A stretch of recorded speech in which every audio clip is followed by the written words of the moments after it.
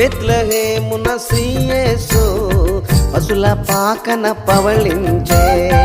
దేవదేవుడు మానవుడై పరము నుండి దిగి వచ్చే. మనకు తెలిసి యోహాను సువార్త 3:16 ఈ విధంగా మరి సెలవిస్తూ ఉంది. ఏంటి? దేవుడు లోకమును ఎంతో ప్రేమించెను, కాగా తన అద్వితీయ కుమారునిగా పుట్టిన వాని యందు విశ్వాసముంచు ప్రతి వాడు నశించక నిత్య జీవము పొందినట్లు ఆయనను అనుగ్రహించెను అని ఉంటుంది.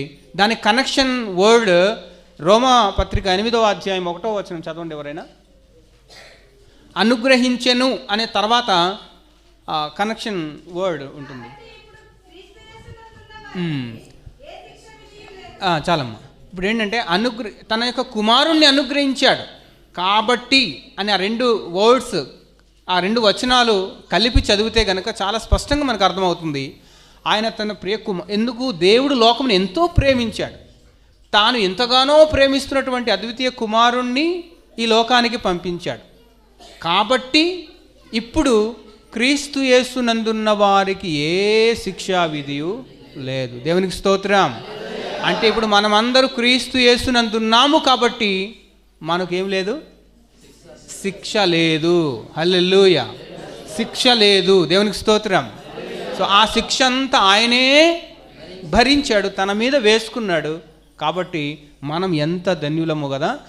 యెహోవా తమకు దేవుడుగా గల జనులు ధన్యులు. ఈరోజు యెహోవాను, యేసు క్రీస్తును మనకు దేవుడుగా మనం చేసుకుంటే మన జీవితాలు ఎంతో ధన్యకరమైనవి.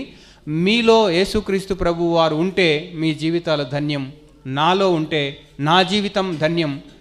మనం 10 మందికి ఆదర్శంగా మార్గదర్శులుగా ఉంటే మన జీవితాలు ఎంతగానో బాగుంటాయి కదా. నేను ఒక్క వచనం చదివించి నేను ఇంకా ముగించేస్తాను.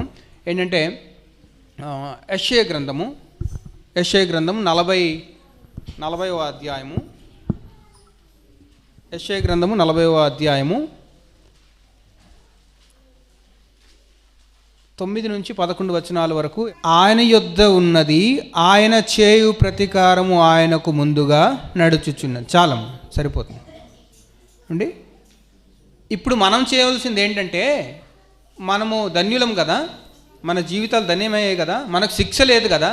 మరి శిక్ష లేదు, హాయిగా హ్యాపీగా ఉందాము. మరి అనేక మంది, చాలామంది ఉండిపోయారు కదా. వారు ఇప్పుడు కనుక చనిపోతే వారు నిత్య శిక్షలోనికి వెళ్తారు కదా.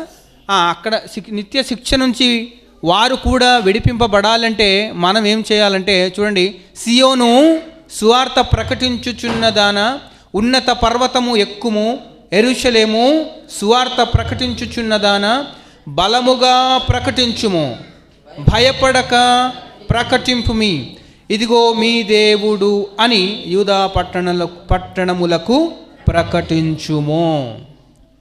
ఇదిగో మీ దేవుడని మనం ఈ అరకు పట్టణానికి సువార్త ప్రకటించాలి. ఇదిగో మీ దేవుడని భారతదేశానికి సువార్త ప్రకటించాలి.